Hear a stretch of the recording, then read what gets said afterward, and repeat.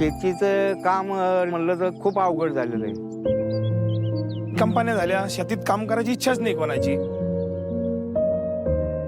औषध मारायला पाठीवर पंप घ्यायचा, वजन घेऊन चालायचं जीवावर येतं.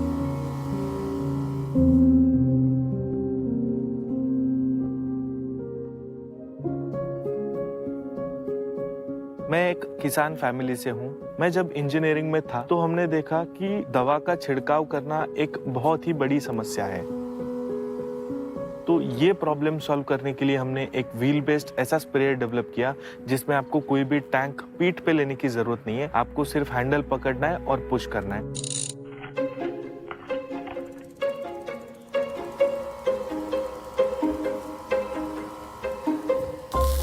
वहीं से हमारी नियो फार्मटेक की शुरुआत हुई।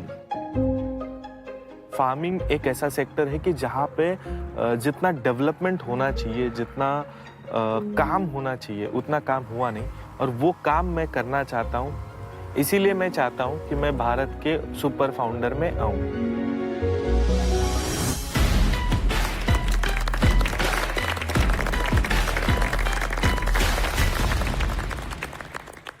नमस्ते टाइकून्स, मैं हूं योगेश राजेंद्र गावंडे। मैं 29 साल का हूं और मैं आया हूं छत्रपति संभाजी नगर के एक छोटे से गांव चित्ते पिंपल गांव से।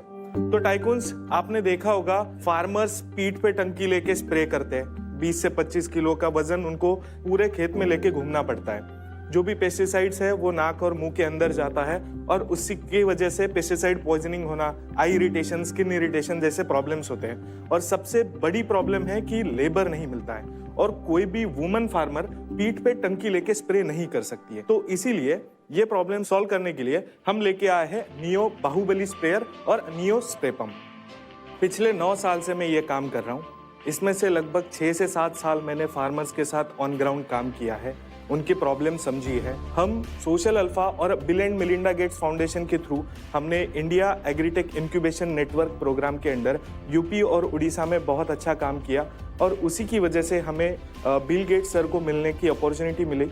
उन्होंने सिर्फ हमारा प्रोडक्ट देखा नहीं, तो एक्चुअली फील्ड में उन्होंने चला के देखा और अप्रिशिएट भी किया। हम इस प्रोडक्ट को आगे लेके जाना चाहते हैं। तो क्या टाइकून्स आप हमारे साथ हो? हमारा आस्क है 5 करोड़ एट 8% इक्विटी, जिससे हम हमारा मैन्युफैक्चरिंग कैपेसिटी 5 गुना ज़्यादा बढ़ाना चाहते हैं, हमारा टीम बिल्ड करना चाहते हैं और जो हमारा R&D है उसको एक्सपांड करना चाहते हैं।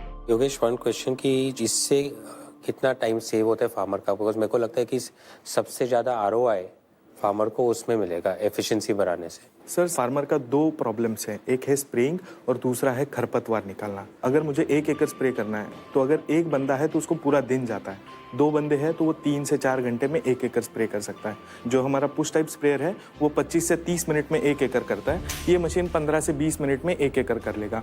ये एट ए टाइम लगभग 15 फीट एरिया स्प्रे करते चलता है। मतलब आप 3 राउंड में 1 एकड़ स्प्रे खत्म कर सकते हो। आप इसमें हाइट लगभग 10 से 12 फीट हाइट तक भी आप इसे एडजस्ट कर सकते हो। मतलब अगर आपको शुगर केन में स्प्रे करना है तो आप शुगर केन में भी इसे स्प्रे कर सकते हो। योगेश, आपका मॉडल क्या है, रेवेन्यूज क्या है? सर, हमने अब तक लगभग 10,000 से भी ज़्यादा मशीन्स बेचे हैं। हमारा लगभग 22 स्टेट में इंडिया में हमारा मशीन ऑलरेडी पहुंच चुका है। इसी के साथ हमने Kenya, Nigeria, Zambia, Mozambique, New Zealand, Russia जैसे कंट्रीज़ में एक्सपोर्ट भी किया है।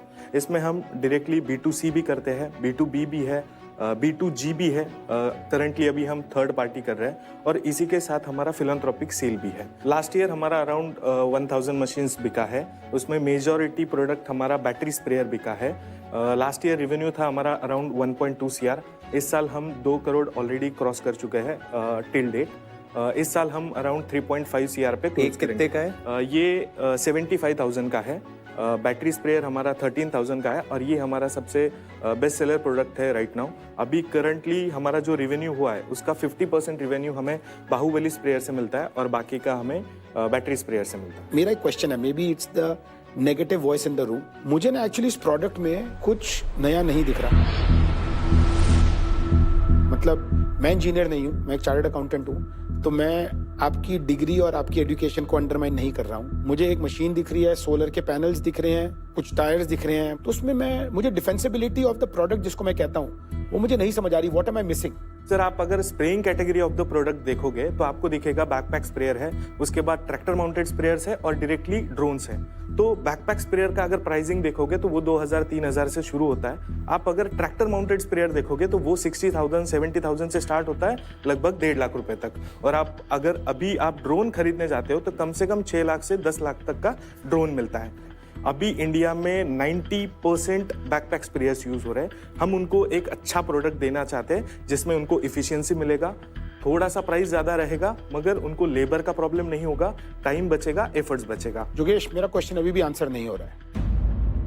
मुझे प्राइस पॉइंट समझ आ रहा है, मुझे कैटेगरी समझ आ रही है, ये प्रोडक्ट में नया क्या है? इसमें टेक्नोलॉजी ये है कि ये सेल्फ प्रोपेल्ड मशीन है जिसमें ये फॉरवर्ड, रिवर्स और न्यूट्रल इन तीनों गियर्स में या पोजीशंस में चल सकता है. ये इंडिया का पहला ऐसा मशीन है जो कॉम्पैक्ट है, सेल्फ प्रोपेल्ड है और मल्टीपर्पज है. आप एक ही मशीन के थ्रू स्प्रेइंग भी कर सकते हो, डीवीडिंग भी कर सकते हो, सीड सोइंग भी कर सकते हो, मिट्टी डालने का काम भी कर सकते हो और खाद देने का भी काम कर सकते हो. मतलब ये एक ऑल इन वन मशीन है, सिर्फ स्प्रेयर नहीं है. ये तो सच में बाहुबली है. हाँ, सब कुछ कर पा रहा है. ये आंसर मुझे अच्छा लगा. ये पहले ले आते आंसर. आपने जो अभी अपना प्रोडक्ट जैसे बताया है, इससे आपको शुरुआत करनी चाहिए थी. Thank you. भले स्प्रेयर कुछ लोगों को मुश्किल होता है, लेकिन अभी आप बोले डीवीडिंग भी हो रहा है, तो इसके सारे यूजेस आप जब बताओगे ना तब जाके हम अब समझ आया ना प्रोडक्ट. नहीं, बट अंकुर की बात एक और भी बड़ी सही है कि इसमें टेक्नोलॉजी भी आ रही है. इसमें वेस्टेज बहुत होती है. ड्रोन में सबसे कम वेस्टेज होती है, राइट? बिकॉज वो और ड्रोन का प्राइस अब 6 लाख रुपए रहा नहीं है. हाँ, उसमें भी माइक्रो एंटरप्रेन्योर्स आ रहे हैं जो वैसे करे, बट अलग अलग नए प्रोडक्ट्स आ रहे हैं मार्केट में जो टेक्नोलॉजी यूज करके हर एक चीज जो आप कर रहे हो उसको थोड़ा बेटर कर रहे हैं.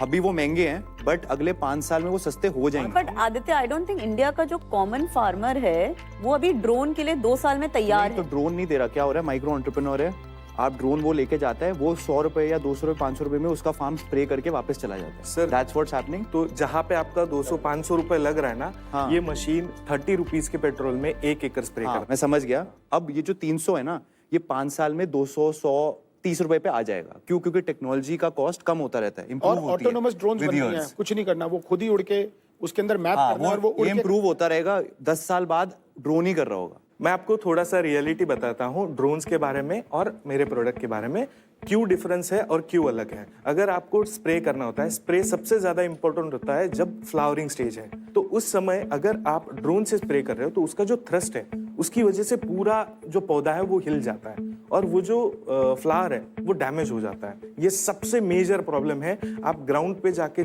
मतलब आप चेक कर सकते हो कि ड्रोन अभी भी लोगों को पसंद नहीं है. नहीं. और क्या हो जाता है, नेबरिंग फील्ड्स पे भी अगर वो स्प्रे चला जाएगा देन दैट्स अ प्रॉब्लम. क्योंकि आप जब टॉप से स्प्रे करते हो तो विंड के वजह से बहुत सारा जाती है. यस, ये जो आप एग्जैक्ट क्रॉप के ऊपर स्प्रे करते हो तभी आपका वेस्टेज कम होता है, एरिया कवर ज्यादा होता है और हर एक कॉर्नर पे आपका स्प्रे जाता है. यही सबसे इंपॉर्टेंट है.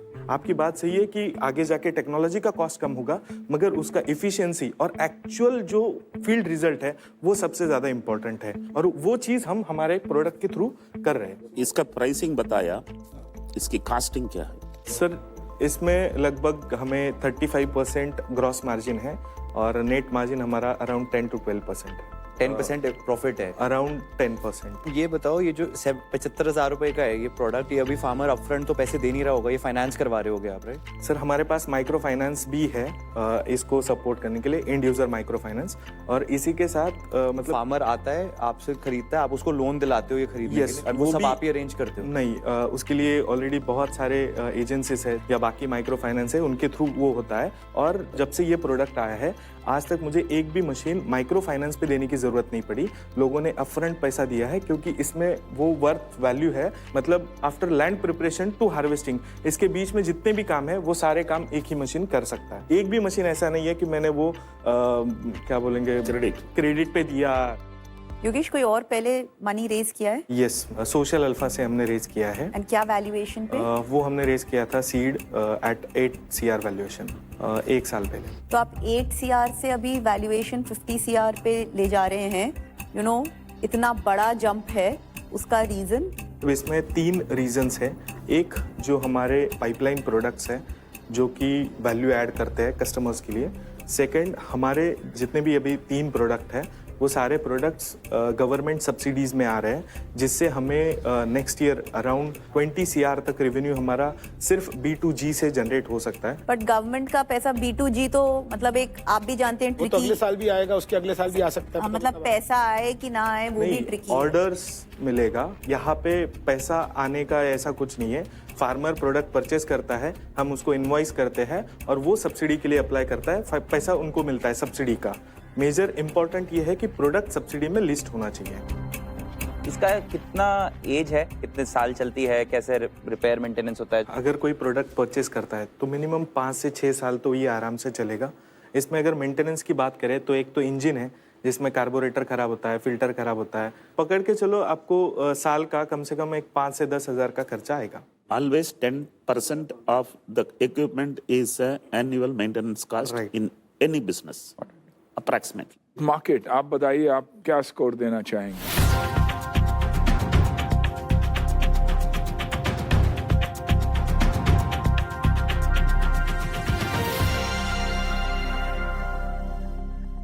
चलिए, आप लोगों का ऑफर क्या है? What is the offer on the table?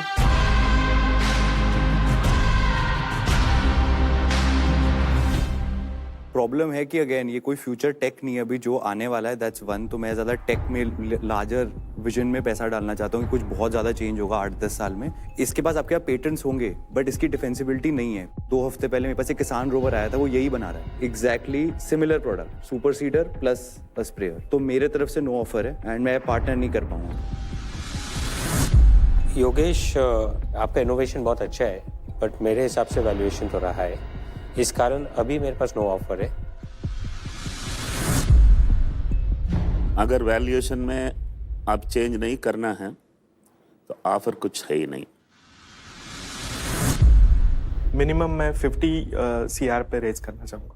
Yogesh, आपने बहुत अच्छा इनोवेशन किया है, बट पर्सनली मुझे ऐसा लगता है कि ये टेक्नोलॉजी 3-4 साल में जाके रिडंडेंट नहीं हो, वो थोड़ा सा पॉइंट आज इस बिजनेस का सबसे बड़ा रिस्क है। इस रिस्क को नज़र में रखते हुए मुझे आपकी जो वैल्यूएशन है वो बिल्कुल समझ में नहीं आती। So I am willing to invest 25 lakh rupees at 16 crore valuation. Yogesh, I think जो आप कर रहे हैं वो सराहनीय है। अभी मैं आपके साथ पार्टनर नहीं कर पाऊंगा, लेकिन आर्थिक इन्वेस्टमेंट अच्छी है, वैल्यूएशन आपको देखनी चाहिए। बट एक अच्छे फाउंडर की पहचान होती है कि बियॉन्ड अ पॉइंट वो वैल्यूएशन पे ज़्यादा नहीं अटकते। आपको देखना है कि 25 लाख से आपकी लाइफ में कितना चेंज आ रहा है बिजनेस में। अगर आ रहा है तो वैल्यूएशन कंसिडर करनी चाहिए। दूसरी चीज़ जो कंसिडर करनी चाहिए कि उसके साथ क्या पार्टनरशिप मिल सकती है, क्या इंट्रोडक्शन मिल सकती है। बट फॉर मी अभी मैं नहीं आऊँगा, अभी मैं आपके साथ पार्टनर नहीं कर पाऊँगा। I want to change. कभी भी सोचो, जो प्रोमोटर के लिए अच्छा होता है ना, वो शायद कंपनी के लिए अच्छा नहीं होएगा। अगर कंपनी बड़ा होनी चाहिए तो कंपनी को जो चाहिए वो आपको करना होगा। फिलहाल इस पे मैं भी एंट्री करना चाहता हूं, क्योंकि नेक्स्ट वैल्यूएशन में आपको तैयारी करूंगा कंपनी के लिए कौन सी सही है। मेरा ऑफर है 25 लाख 1.56। ठीक है डॉक्टर वैल्यू मनी 25 लाख 1.56% पे। आरती जी 25 लाख 1.56। मार्केट, आपका क्या ऑफर है? मेरा क्वेश्चन आपके लिए वो है कि आप रेस क्यों करना चाहते हैं? Why are you here for equity funding? Why not think about other modes of growing a company? Basically sir scale करना है। स्केल करने के लिए जो मेरा 2 साल का एक्सपीरियंस है कि मैं कहाँ मुझे प्रॉब्लम्स आए, तो 2 जगह पे प्रॉब्लम्स आए। एक तो मुझे एग्जिस्टिंग नेटवर्क चाहिए जिससे मैं स्केल करूंगा, नहीं तो मेरे पास मिनिमम 8 से 10 करोड़ चाहिए जिससे मैं मेरा नेटवर्क बनाऊंगा और स्केल करूंगा। आपको नेटवर्क बनाने के लिए 10 करोड़ क्यों चाहिए? 5 नहीं, इसमें से सर 5 हम ऑलरेडी दूसरे जगह से हम रेज कर रहे हैं विद द सेम वैल्यूएशन। और मैं यहाँ आपके पास 5 करोड़ की कंफर्म टर्म शीट है, हार्ड कमिटमेंट अभी है। आजकल यार इस मार्केट में सॉफ्ट कमिटमेंट की तो वैल्यू नहीं होती। मोस्टली सर ये होने के बाद कल हमारा वही डिस्कशन है वहाँ। आप उनको बोलेंगे हमारे से कमिटमेंट है, हमको बोलेंगे उनसे कमिटमेंट है। नहीं सर। पर इसमें गलत है, तो फाउंडर का काम है ये करने का। ये तो आप नेगोशिएट करिए, आप आराम से बोलिए। सॉफ्ट कमिटमेंट आपको 60 करोड़ के वैल्यूएशन पे कमिटमेंट है किसी से? सॉफ्ट कमिटमेंट भी अराउंड 55 to 60 या 50 to 60 के आसपास। बहुत अच्छी है, अभी फोन करके ले लो। आई थिंक दिक्कत क्या आ रही है, आप 50-60 करोड़ पे अभी रेस करोगे और आप और भी बाद में अगर रेस करोगे तो आपकी कंपनी का एग्जिट पाथ एकदम हेजी हो जाएगा इन्वेस्टर्स के लिए। अगर आप कोई अभी भी कोई 50 करोड़ पे आ रहा है तो वो इन्वेस्टर को एटलीस्ट 500 से 1000 करोड़ पे ही एग्जिट लेनी पड़ेगी to make some sensible return बनाने के लिए। और ये कंपनी में 500,000 प्लस की कैश एग्जिट होना नियर फ्यूचर में बहुत डिफिकल्ट है। उसके लिए मुझे लग रहा है कि आपको वो लूप ब्रेक करने के लिए आपको कम रेज करके कम वैल्यूएशन पे और ये प्रोडक्ट को स्केल करे और वो कैश फ्लो से फिर कंपनी बनाए जिससे आपका सोशल कॉज भी सक्सेसफुल होगा और इन्वेस्टर्स भी डिटर नहीं होंगे इन्वेस्ट करने से। एकलव्य, कोई ऑफर? आपके ग्रोथ में हम सपोर्ट करेंगे। अभी ठीक है, आई थिंक अभी इक्विटी का ऑफर नहीं है, वो स्केलेबिलिटी वैल्यूएशन देखते हुए, बट इसको बिजनेस को सपोर्ट करने के लिए, आपकी ग्रोथ के लिए हम आपके लिए 30 लाख डेट दे सकते हैं। बट ये 30 लाख आप जैसे जैसे ग्रो करेंगे, आपको एस्टिमेट देने के लिए ये 50 लाख 1 करोड़ एकड़ से 2 करोड़ धीरे धीरे बढ़ेगा, जैसे ही करते हैं। बट अभी के लिए 30 लाख में चालू करेंगे। मार्केट का 30 लाख डेट पे है, आरती जी का 25 लाख और डॉक्टर वैल्यूमनी का 25 लाख। आपको ये डिसाइड करना है अभी आपको क्या करना है।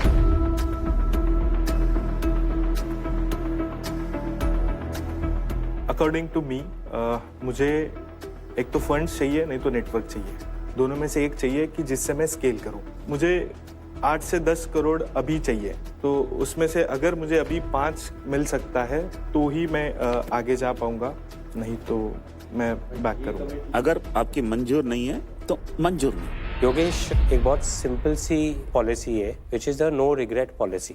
आपको ऐसा कभी नहीं करना चाहिए कि आपने इन्वेस्टमेंट ले लिया फिर भी आप उस पर रिग्रेट करते रहो, बिकॉज वो बहुत डिस्ट्रक्टिव रहता है। आपका मन क्या बोलता है वो करना चाहिए। योगेश, आज इक्विटी के टर्म्स पे तो मैं 16 करोड़ की वैल्यूएशन पर ही दे पाऊंगी। अगर आज हम 50 करोड़ की वैल्यू पे आएंगे तो वो पॉसिबल नहीं होता हुआ दिख रहा। In terms of deal today, अगर आपको ये एक्सेप्टेबल नहीं है तो it's a no offer from my side. But I do wish you all the best. तो टाइकून्स, आपका ऑफर शायद मैं इस बार नहीं ले पाऊंगा, और आने वाले 1 साल में जो अपॉर्चुनिटी मिलती है तो मैं जो भी नंबर्स आपको बोला हूँ उस नंबर के साथ मैं फिर से नए वैल्यूएशन के ऊपर आपके सामने प्रेजेंट करूँगा। We will look forward to that. वो ज्यादा बड़ी वैल्यूएशन पे इन्वेस्ट करने में ज्यादा मजा आएगा। यस। किसान का बेटा जब ठान लेता है तो बदलाव लेकर ही आता है। All the very best.